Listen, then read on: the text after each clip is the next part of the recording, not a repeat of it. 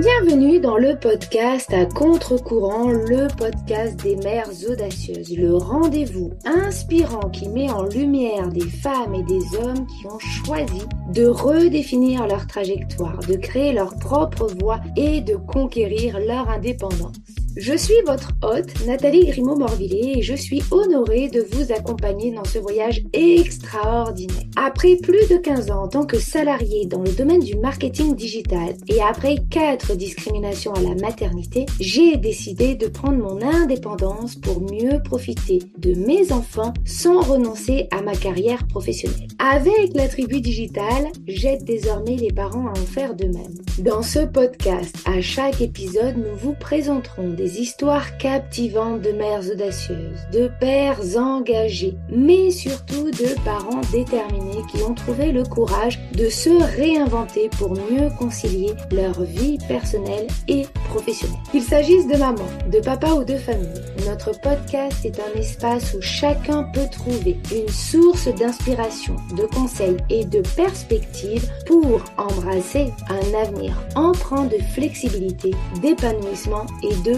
conciliation, ainsi que de succès. Si vous êtes à la recherche de nouvelles manières de penser et ou de travailler, ou encore d'astuces, c'est le podcast qu'il vous faut. Prenez dès à présent votre boisson préférée et c'est parti. Retrouvons-nous dans le nouvel épisode du jour.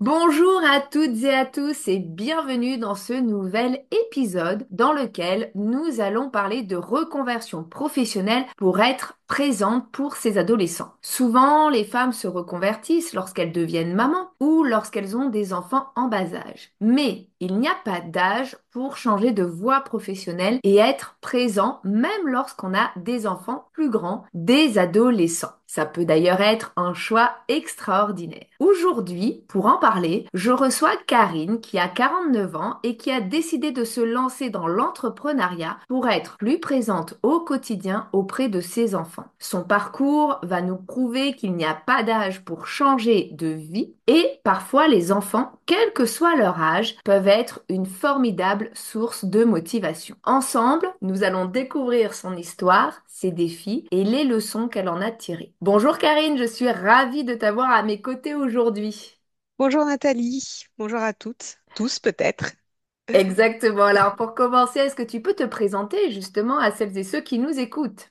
Avec plaisir. Donc moi c'est Karine, aujourd'hui j'ai 51 ans, j'habite en région parisienne, en bordure de forêt, très important pour moi. Je suis coach professionnelle et mère louve de 3 enfants. Donc mon parcours, puisqu'on va parler orientation ou réorientation pro, mon parcours pro, j'ai fait une école de commerce, j'ai fait du marketing pendant 10 ans à l'étranger, en Russie, et puis à l'export sur toute l'Europe. J'ai fait une première reconversion où j'ai fait des ressources humaines pendant à nouveau une dizaine d'années. Et puis j'ai encore changé et je suis devenue consultante à un niveau de management assez haut en cybersécurité, donc rien à voir avec tout ce que j'avais fait avant. Et puis depuis bientôt 2 ans, j'ai tout chamboulé et je suis indépendante et je suis coach pour des managers et des dirigeants, pour des particuliers, sur tous les sujets qui traitent autour de la vie professionnelle et périprofessionnelle. Donc pas mal en fait de reconversion déjà, c'est quelque chose qui anime ton parcours professionnel. Exactement, à des échelles plus ou moins importantes. Alors tu nous as dit que tu as 3 loulous, mais depuis combien de temps et quel âge ont-ils? Alors, depuis bientôt 19 ans, mon grand bonhomme Johan, qui va avoir 19 ans en janvier, qui est né en 2006, j'ai une fille de 16 ans et j'ai un petit dernier de 12 ans, mon bonhomme. Voilà, donc 3 ados, tous les trois avec nous à la maison. Puis j'ai un mari aussi à la maison, accessoirement. Euh, Bon, est-ce que tu peux nous raconter comment nous nous sommes rencontrés? C'est assez récent, finalement. On se connaissait pas il y a un an, hein. C'était il y a quelques mois au printemps. On s'est rencontrés via un bootcamp pour communiquer, pour apprendre à communiquer, à rédiger sur LinkedIn, qui est quand même une plateforme assez intéressante en termes de réseau social pour les entrepreneurs, les indépendants. Voilà. Donc on a fait un bootcamp ensemble. On était dans une tribu. Puis voilà, on a bien accroché, beaucoup échangé depuis. On s'est découvert quand même quelques points communs. Et on a passé Exactement. des bons moments ensemble, je trouve. Tout à fait, c'est la force effectivement des réseaux sociaux, c'est de pouvoir rencontrer des personnes qu'on n'aurait peut-être jamais vues dans la vie réelle et de Ouais, pouvoir effectivement trouver des personnes qui partagent nos valeurs, qui ont le même état d'esprit et c'est vraiment la puissance en tout cas aujourd'hui d'Internet. ouais, clairement. Si tu étais une femme à impact connu, qui serais-tu? Mais surtout, pourquoi? Alors, j'ai découvert, depuis que je suis entrepreneuse et que je fais du coaching, pas mal de choses, et j'ai découvert que j'étais multipotentielle. Avant, je croyais que j'étais éparpillée, mais c'est peut-être la même chose, mais je trouve que c'est plus valorisant de dire multipotentielle. Et du coup, moi, j'aimerais être multifemme à impact. Mais bon, pour l'exercice, j'en ai choisi une, sachant qu'il y en a vraiment beaucoup qui m'inspirent. J'ai choisi Reese Witherspoon, Mhm, qui est passée de actrice à fondatrice et CEO de Hello Sunshine, qui est une boîte que j'admire pour son engagement pour les femmes dans l'industrie du cinéma. Elle fait beaucoup de choses pour mettre en avant et faire travailler les femmes. C'est parti d'un book club et alors moi j'adore lire, je lis énormément et en fait j'ai découvert tout ce côté de Reese Witherspoon en cherchant un book club. Elle soutient l'écriture et la publication romans essentiellement uniquement écrits par des femmes. Elle les porte à l'écran ensuite pour qu'elles puissent prendre leur place sur ce marché qui est quand même hyper monopolisé par les hommes, il faut bien le mhm. reconnaître. Et puis elle est multifacette aussi, notamment elle a une marque de fringues qu'elle a montée qui s'appelle Trapper James, qui est plutôt engagée, pas une marque avec des robes uniquement taille 34 pour des filles qui font 1,90 m, voilà, mais qui conviennent à toutes les silhouettes, qui acceptent tout le monde. Ce qui m'intéresse là-dedans, c'est déjà son engagement en soi et c'est la façon qu'elle a d'œuvrer pour les femmes. C'est un truc que j'ai un peu fait quand j'étais consultante en cybersécurité et que je devais choisir des consultants et des consultantes pour mettre dans mes équipes pour les projets clients. Compétences et motivation égales entre un homme et une femme. Je choisissais toujours une femme parce qu'on était très peu de femmes managers. Au niveau direction, on n'était que deux sur une équipe d'une quinzaine. Et je savais que les hommes n'allaient pas choisir les femmes d'instinct. Donc pour les mettre en avant, les porter, permettre d'oser, c'est quelque chose qui pour moi est hyper important. Oui, c'est clair. Eh ben, écoute, je ne connaissais pas toutes ces facettes, donc j'allais me renseigner. Très, très intéressant en tout cas de découvrir une personne qui t'inspire, une des nombreuses personnes d'ailleurs qui Ouais. t'inspirent. Pour entrer dans le vif du sujet, est-ce que tu peux nous raconter ce qui t'a amené à prendre la décision de te lancer dans l'entrepreneuriat finalement un petit peu plus tardivement que souvent ce qu'on entend hein, sur le marché, donc notamment à Mm. 49 ans? Alors, déjà, il faut reconnaître que c'est un truc auquel je m'attendais pas du tout. Donc, j'ai été salariée 25 ans et pendant 25 ans, j'ai dit, le salariat, c'est pour moi, ça me rassure, le CDI, le salaire qui tombe tous les mois, j'en ai besoin. Jamais de la vie, je serai entrepreneur. D'ailleurs, j'en ai pas trop dans mon entourage. Voilà. Mais bon, à 49 ans, je me retrouve membre d'un CODIR dans un cabinet de conseil IT à faire de la cybersécurité. Je parle d'IA de plus en plus. Alors, pas d'IA générative et comment est-ce qu'on peut utiliser ChatGPT, mais vraiment de machine learning, de comment ça fonctionne, la cyber pour l'IA, l'IA pour la cyber. Et à chaque codir, je vois tous mes collègues qui, dès que quelqu'un prononce le mot IA, ont les étoiles dans les yeux, tout s'allume, tout brille. Et moi, je suis là et je me dis, quand est-ce qu'on mange? On va où ce midi? Voilà, donc je me suis dit, en fait, il y a un problème quand même, parce que là, j'ai dépassé les 45 ans. Clairement, ça m'intéresse pas comme eux, ça les intéresse. Du coup, je vais atteindre une limite de compétence aussi à un moment, parce que c'est une reconversion tardive, que je fais des choses qui sont pas hyper techniques, que je suis pas capable de faire des choses hyper techniques parce que j'ai pas la formation de base, et surtout parce que j'ai pas envie d'aller plus loin. Et donc, tu vois, quand tu dis bientôt, je vais avoir 50 ans, et en fait, j'arrive au bout, et à côté, t'entends réforme des retraites, blabla, tu fais tes petits calculs, ok, je dois travailler jusqu'à 67 ans. Bon, il va falloir que je trouve autre chose. Donc j'ai fait un bilan de compétences. Et là, pendant le bilan de compétences, il y a eu deux révélations. Une qui pouvait paraître assez logique, qui a été le coaching, parce que finalement, dans tous les métiers que j'ai fait, alors c'est vrai que j'ai bougé, mais dans tout ce que j'ai fait, ce qui m'a animé à chaque fois, c'était l'humain, en fait. C'était les relations que je pouvais avoir avec mes équipes, avec mes collègues, comprendre l'humain dans l'entreprise. C'est vraiment ça le fil conducteur. Donc finalement, faire du coaching pour accompagner les hommes et les femmes en entreprise, c'était un truc assez logique. La grosse surprise, par contre, dans ce bilan de compétences, ça a été l'entrepreneuriat, le truc auquel je m'attendais pas du tout, qui finalement est arrivé grâce à ma coach qui m'a permis de faire exploser toutes les barrières que j'avais autour de moi, en disant mais en fait ça va m'apporter plein de choses que j'ai pas aujourd'hui. Et ce dont je pensais avoir besoin dans le salariat, en fait, j'en ai pas besoin. Le salaire qui tombe de manière hyper sûre et hyper régulière, j'en ai pas besoin tant que ça. La stabilité, le chef qui me dit quoi faire, c'est plus du tout des choses dont j'ai besoin. Donc je peux y aller Mais être indépendante, ça va me permettre de faire ce que je veux, de faire mes propres choix et de bouger mon organisation parce que ce bilan de compétences, on réfléchissait pas que boulot, mais tout mon environnement en fait. Tout ce qui m'apporte moi du bien-être, du plaisir, du bonheur. Le coaching, ça répondait à une partie de mes besoins Mhm. et l'entrepreneuriat, l'autre partie de mes besoins. J'ai jamais vu toute seule. Comme quoi, le coaching, c'est pas mal. Voilà. Effectivement, ça permet de dépasser parfois des croyances limitantes où on se dit je suis pas capable ou c'est pas fait pour moi et en fait on se met nous-mêmes des propres freins Ouais, alors que c'est complètement la voie que l'on devrait suivre. exactement. Alors, quels sont tes principaux objectifs en te lançant dans cette nouvelle aventure entrepreneuriale? Alors, au moment où je me lance, déjà le premier objectif, à celui qui est l'objectif chapeau, c'est réussir. Au moment où je fais ça, j'ai 49 ans et je suis pas là pour tester, essayer. Je suis là parce que j'ai décidé que j'allais faire ça. Et vu que j'ai décidé que j'allais faire ça, bah, je vais réussir à faire ça. Rien que sur les statuts, j'ai beaucoup hésité. J'ai entendu des tonnes de conseils dans tous les sens, auto-entrepreneur, SASU, EURL, etc. Et j'ai tellement entendu auto-entrepreneur, c'est bien pour tester. Donc moi, je me suis dit, mais en fait, je veux pas tester. Je m'en fous du test. Moi, je suis là pour que ça marche. Donc, auto-entrepreneur, c'est non. Et tu vois, et j'ai monté ma société. Donc, voilà, je vais y arriver. Voilà, donc ça, c'est le chapeau. Après, vraiment, l'objectif important, c'était de trouver du plaisir dans mon activité. Ça faisait trop de temps que j'étais pas bien. J'en ai pas trop parlé tout à l'heure, mais j'étais au bord du burn-out à plusieurs reprises dans mon job précédent parce que je travaillais énormément, mais vraiment beaucoup, avec des attentes toujours plus fortes. Moi, je suis quelqu'un qui a besoin que les choses soient parfaites et qui a besoin de faire plaisir. Donc, quand on me dit tu dois faire ça et tu dois le faire bien, bah, je vais donner tout ce que je veux pour faire ça. C'est usant si tu le fais pour un truc auquel tu crois pas vraiment complètement, avec des valeurs qui peuvent être parfois un peu en décalage. Ah, donc là, en me lançant, je me suis dit, bah, maintenant, je vais faire des choses qui m'apportent du plaisir, auxquelles je crois. Depuis que je suis indépendante, je travaille encore plus qu'avant. Honnêtement, je ne pensais pas du tout que c'était possible, mais je le ressens pas du tout de la même manière. Ça me pèse pas autant. Alors, il y a des moments où je suis fatiguée, il y a des moments, tu vois, comme aujourd'hui, où j'ai un peu mal au crâne. Voilà, mais c'est pas grave parce que je sais que ce que je fais, vraiment, ça a du sens pour moi et pour les gens pour lesquels je le fais. Mm, Donc plaisir. Et puis un autre objectif hyper important, c'est la liberté que je trouve à la fois dans mon organisation et dans mes décisions. Entrepreneuriat, là, ça m'a ouvert un champ des possibles complètement dingue. Tu vois, moi, je me pensais pas créative parce que un jour, une manager m'a dit Ah, tu n'es pas créative. Comme à l'époque, je faisais du marketing, ça m'avait un peu mm. fait mal et je l'ai intégré.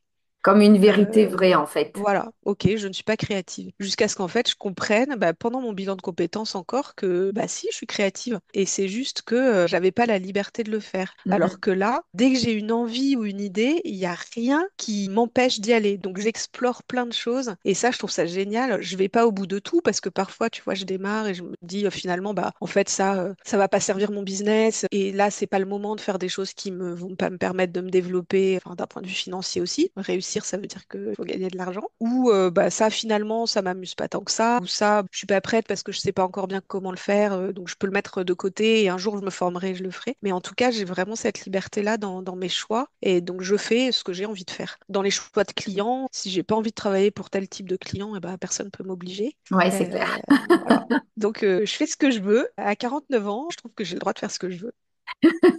C'est vrai que souvent, plus on va dire on vieillit, plus on devient mature et plus on se rend compte qu'en fait se conformer aux désirs des autres, ça nous rend pas heureux ou Ouais. heureuse, mais que par contre faire ce qu'on a envie en étant en fait en adéquation avec nos valeurs, etc., ça change complètement la donne. Et Mm. comme tu disais, on peut travailler beaucoup plus, mais sans ressentir cette fatigue ou cette pesanteur que on va ressentir lorsqu'on fait des choses ou des tâches ou des missions qui sont absolument pas finalement dans les valeurs que l'on porte ou encore pire lorsqu'on sait même pas pourquoi on les fait puisque parfois dans Mm. certaines entreprises c'est il faut faire sans réfléchir et on se dit Ouais. mais à quoi ça sert à rien mais on nous a demandé de le faire donc il faut le faire quoi un petit Mm. peu bêtement.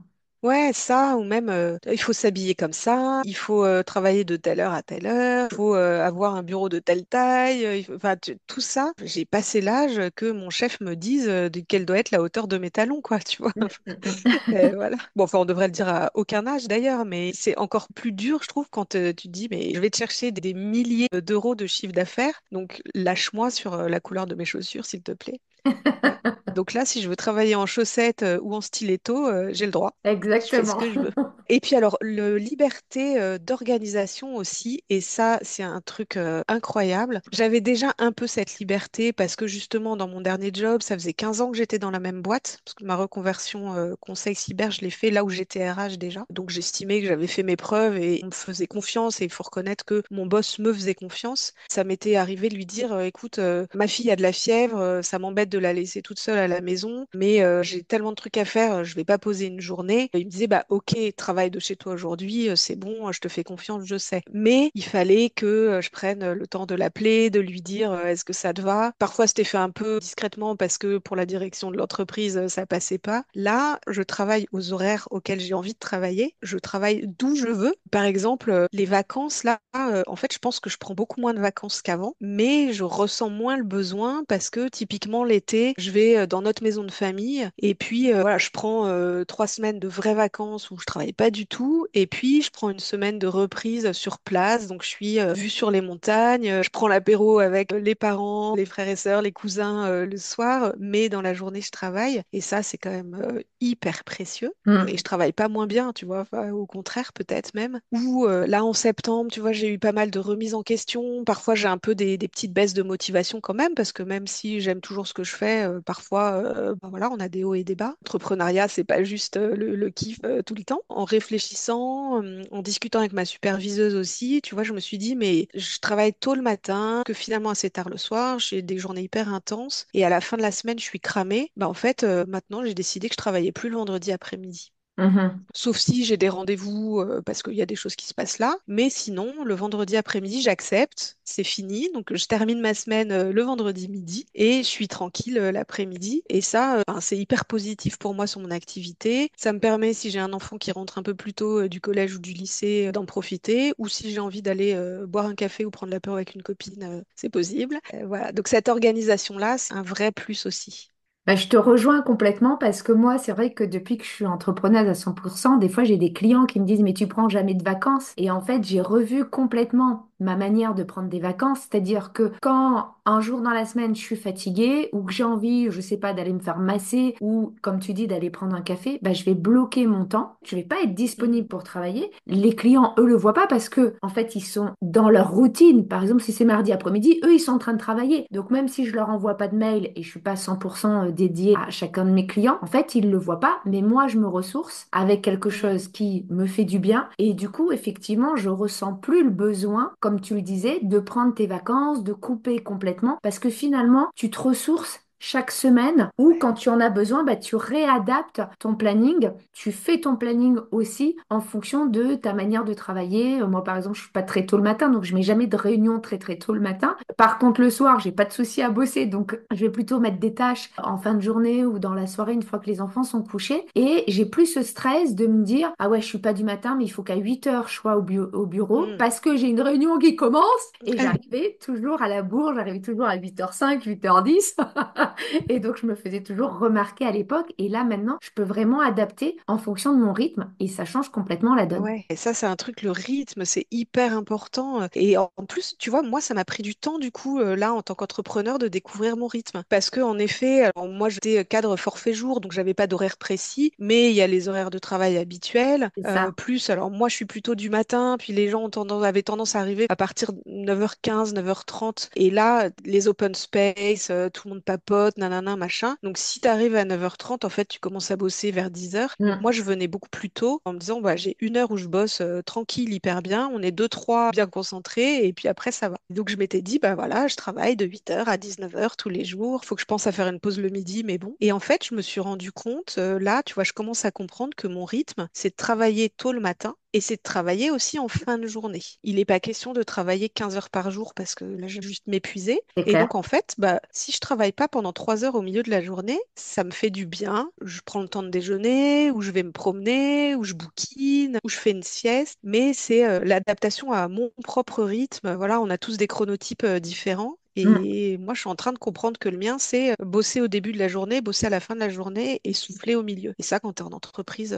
c'est compliqué. Ah ben c'est compliqué, c'est même Voilà. impossible. Et Ouais. puis il y a des périodes, alors toi maintenant tu as des grands, mais il y a des Mm. périodes aussi quand on a des petits, par exemple, lorsqu'on a donc des tout petits. Moi je me souviens que à l'époque, donc au tout début, donc on venait d'avoir Roxane, hein, donc 2010, mon mari travaillait en agence. Donc en agence c'est souvent un rythme, on commence assez tard, on finit assez tard. Mm. Mais lui il est en plus couche tard. Et des fois il avait en fait un coup de barre entre midi et deux. Donc il voulait faire une sieste, mais ça se fait pas. Donc en fait Ouais. j'ai texté un rendez-vous. Il allait dans le garage, il se planquait dans la voiture pour pouvoir faire une sieste d'une demi-heure et Ouais. avoir en fait l'énergie suffisante parce que il s'était réveillé la nuit. Alors il s'était déjà couché tard, il s'était réveillé la nuit parce que peut-être la petite avait pleuré, etc. Bah ça, parfois, c'est des besoins en dehors du chronotype parce qu'on est dans une situation particulière et en entreprise, il pouvait pas dire, bon, je vais aller me reposer une demi-heure et je reviens parce que c'était impossible. Donc il Ouais. prétextait qu'il allait déjeuner sur l'extérieur, etc. pour pouvoir se reposer entre midi et deux et pouvoir gérer sa journée ensuite, enfin en tout cas son après-midi. Et ça, effectivement, lorsque tu travailles en indépendant, t'as pas à te justifier. T'as un coup de fatigue, tu prends une demi-heure, une heure pour te reposer, tu reviens après. Il n'y a pas un manager qui va te faire une réflexion ou un collègue qui va te faire une réflexion en te disant Exactement. qu'est-ce que tu fais, quoi.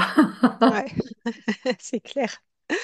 Et ça, tu vois, alors moi j'ai un mari, pareil, qui a eu plusieurs vies professionnelles, qui a bossé en entreprise, qui a été directeur marketing assez haut placé, et puis qui a fait une reconversion, qui est devenu prof. Et puis là, aujourd'hui, il est inspecteur dans l'éducation nationale. Et donc, il travaille depuis assez longtemps, beaucoup de la maison quand même. Et effectivement, lui fait une sieste tous les jours. Et ça, c'est un truc, quand il était en entreprise, il pouvait pas le faire. Et Mm. c'est un des petits bonheurs qu'il a découvert en disant, mais en fait, quand tu es autonome, que tu peux bosser de chez toi et que tu es seule personne à maîtriser ton temps, et bah tu souffles quand tu veux souffler et tu travailles quand tu veux travailler. Tu vois, c'est un truc que j'ai mis du temps à accepter et à mettre en place. Bah souvent, on va culpabiliser, on va se dire, ah oui, mais non, c'est le Ouais. temps que je dois travailler, etc. Parce Mm. qu'on a été formaté à se dire, il faut Ouais. travailler du lundi au vendredi de 8h, 9h jusqu'à 18, 17h, 19h en fonction des activités. Et donc souvent, on va culpabiliser, on va se dire, non, mais je dois pas. Ouais. Puis quand cette culpabilité part, en fait, on devient beaucoup plus productive.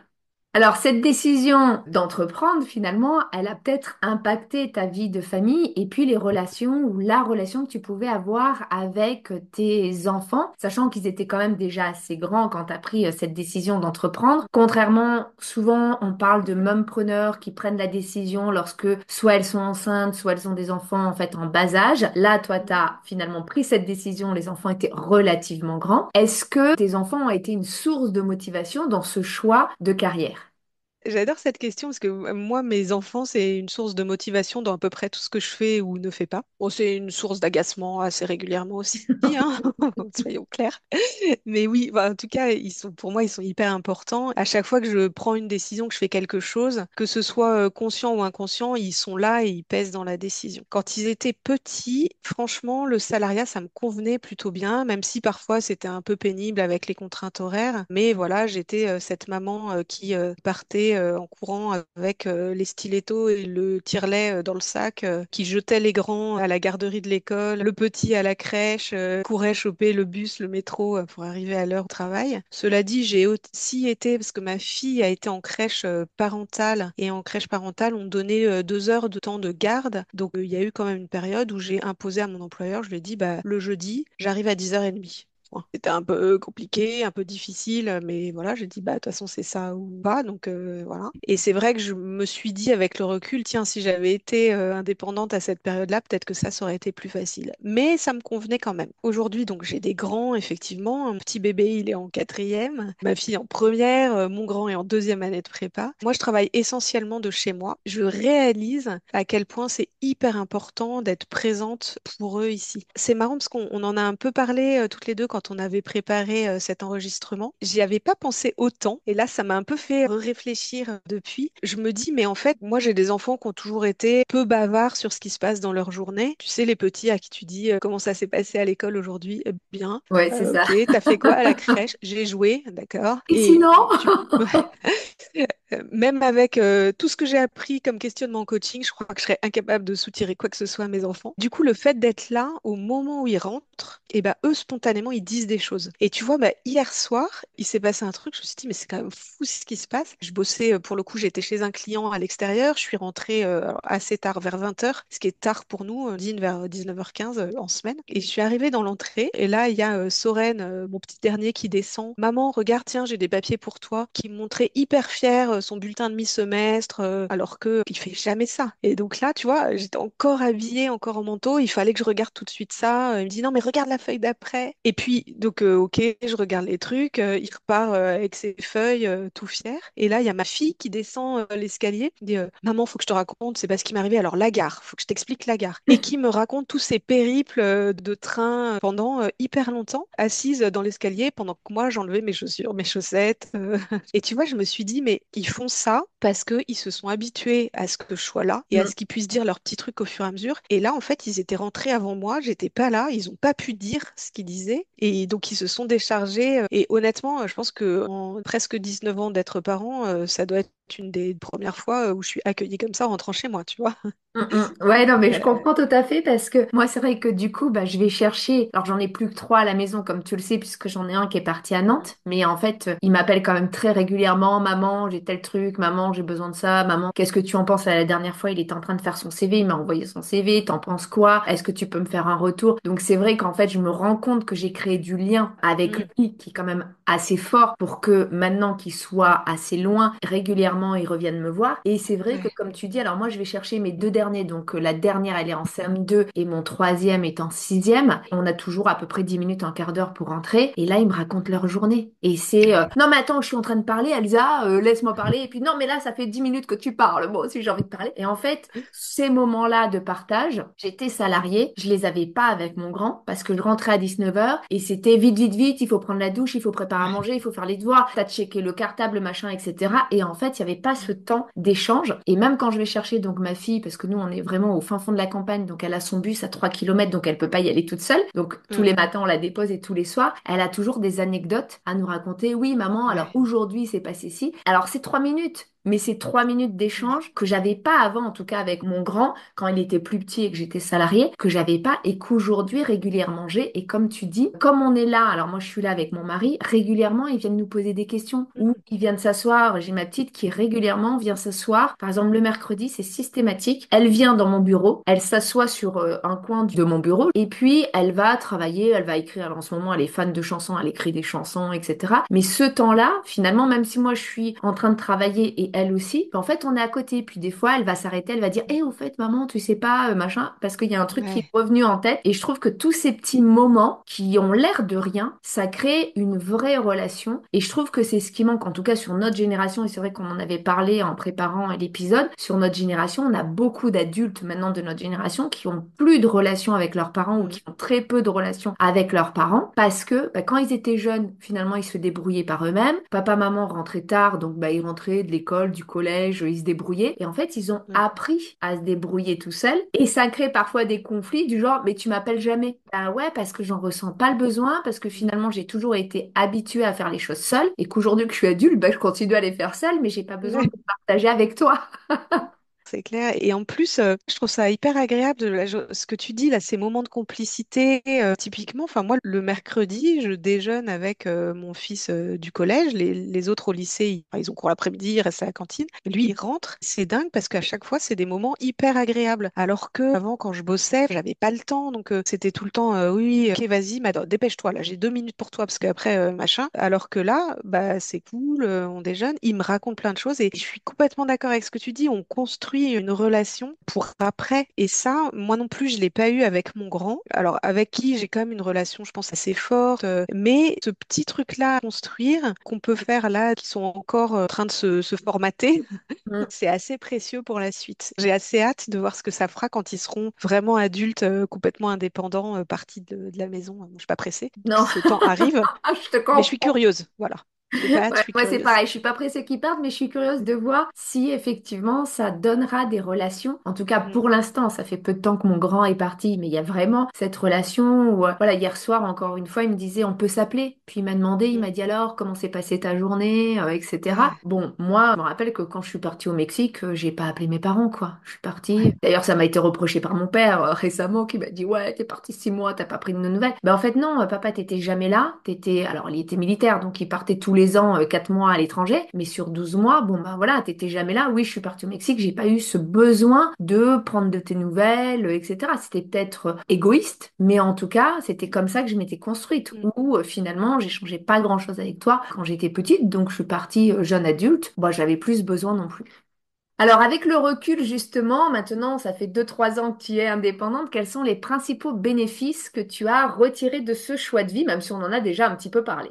Oui, en effet, c'est un peu ce qu'on a dit là. Que je retiens, c'est que je peux choisir ce que je fais dans le boulot, tu vois, d'un côté pro. J'ai plein de casquettes aussi dans le métier d'entrepreneuse et le métier de coach. Ça aussi, c'est un truc auquel je m'attendais pas. Tu vois, je me disais, je suis coach. Et en fait, je suis pas que coach. Je suis aussi commerciale, directrice marketing, directrice de la com, web designeuse, tu vois, community manager. Je monte des offres, je les crée, je les imagine, je les vends. Et c'est un truc génial, je pense, de pouvoir avoir toutes ces casquettes-là. Et je me pose jamais la question, qu'est-ce que je fous là, alors que je me la posais quand même beaucoup avant. Je découvre, moi, le monde de l'entrepreneuriat et je rencontre plein d'entrepreneurs. Là, avec ce bootcamp qu'on a fait ensemble, ça fait boule de neige, donc je rencontre plein de monde, je découvre plein de métiers que je ne connaissais pas. Puis dans le perso, franchement, c'est la flexibilité, même si je travaille beaucoup. C'est vraiment où je veux, quand je veux, comme je veux. Et ça, c'est un bénéfice énorme. Je suis quelqu'un qui respecte beaucoup les règles, donc j'ai jamais eu de mal en fait avec les règles de l'entreprise. Mais là, je me rends compte à quel point ça m'apaise de pouvoir faire ses choix. Ouais, c'est clair, je te comprends. Alors, pour celles et ceux qui nous écoutent, quels seraient les conseils que tu donnerais, notamment peut-être à d'autres mamans qui envisagent une reconversion, qui envisagent en fait de changer de voie, quel que soit leur âge d'ailleurs, et Mm. celui de leurs enfants? Le premier conseil que je donnerais, je pense, c'est de se dire que, tu sais, un peu comme quand on dit, ah, est-ce que j'ai envie de faire un bébé maintenant, pas maintenant, ouais, mais c'est pas le moment. C'est jamais le moment ou pas le moment. Le moment, c'est quand on le sent. Et je pense que ton âge et l'âge de tes enfants, c'est pas un facteur. Si c'est maintenant, c'est maintenant. Et que t'aies pas d'enfants, des projets d'enfants, bébé, ado, les deux, ou tu sais pas, ben, je pense qu'on s'en fiche. Pour moi, c'est pas ça qui doit jouer dans la décision, c'est quand tu le sens. Mm, mm. Mon deuxième conseil, c'est de quand même de se faire accompagner parce que déjà pour faire les bons choix, je pense que le fait de se faire accompagner, ça permet d'échanger aussi sur des idées, d'ouvrir le champ des possibles, déterminer quelle va être la bonne formation aussi, puis s'entourer de personnes qui vivent des choses un peu similaires pour prendre les retours d'expérience, c'est quand même hyper intéressant. Ouais, c'est clair. Alors, merci beaucoup en tout cas pour cet épisode de passionnant. Pour terminer, est-ce que tu peux nous partager un moment dont tu es particulièrement fière et bien sûr en relation avec le sujet du jour? Un moment dont je suis fière, c'est aujourd'hui, parce que je suis fière d'être là où je suis arrivée, même si je dis encore, moi je l'ai fait pour réussir, pas pour tester, il n'y a rien qui le garantit. Je l'ai fait quand même avec une sorte de filet de sécurité qui est mes 25 ans d'expérience qui font que si jamais ça marchait pas, je retrouverai un autre travail et voilà. Et je suis fière d'être toujours là et d'avoir une activité qui se développe. Je n'ai pas tout explosé encore. J'ai des clients qui me rappellent, qui me disent, bah, on a apprécié cette relation, ça a bien fonctionné, on a un autre besoin, est-ce que tu serais dispo pour, est-ce que tu veux bien retravailler avec nous? Et ça, quand même, pour moi, c'est un signe que bah, ce que je fais, ça plaît, ça convient. Voilà. Et puis, donc, je prends toujours du plaisir à faire ça. Et quand même, un truc hyper important, tu vois, quand je disais mes enfants, c'est toujours une source de motivation. Je pense que c'est un bel exemple pour eux aussi. On partage ça. Tu vois, chez nous, il y a un truc hyper important, c'est il y a un repas en famille tous les jours obligatoire. Alors, en semaine, c'est forcément le dîner et on est là tous les cinq. On parle plus ou moins de nos journées. Et là, ils sont témoins du fait que déjà, les choix d'orientation que tu fais quand tu es jeune, c'est pas des choix pour la vie nécessairement, que tu peux changer d'avis plusieurs fois et à n'importe quel âge. Tu peux prendre vachement de plaisir dans ce que tu fais au boulot, t'épanouir comme ça. Et je trouve que c'est un beau modèle et je suis assez fière de pouvoir leur montrer ça. Ah ouais, je suis 100% d'accord avec toi parce qu'en plus, je le dis tout le temps, mais nos enfants ne font pas ce qu'on dit, ils font ce qu'on fait. Donc, Oui. leur montrer que tout est possible finalement, c'est-à-dire en faisant nous aussi tout ce qui nous nourrit et tout ce qui nous apporte de l'énergie positive, c'est leur montrer que eux aussi finalement sont en capacité de le faire là maintenant ou lorsqu'ils seront adultes. En tout cas, merci infiniment d'avoir partagé ton histoire et ton parcours avec nous. Tu nous prouves que finalement, l'âge n'est jamais une barrière à la réalisation de ses rêves. Grâce à ton audace, tu peux être présente pour tes enfants, même maintenant qu'ils sont jeunes adultes ou adolescents, tout en trouvant une voie qui te corresponde réellement. Alors, aux mamans qui nous écoutent, j'espère que cette conversation vous aura inspiré et surtout donné le courage de franchir vous aussi le pas vers une vie qui vous ressemble. Si cet épisode vous a inspiré, n'hésitez pas à le liker, le commenter ou tout simplement à le partager à une de vos amies qui en aurait besoin. Vous pourriez être à l'origine d'un changement radical. En attendant notre prochain épisode, je vous souhaite à toutes et à tous une très belle journée, après-midi ou soirée et surtout, prenez soin de vous.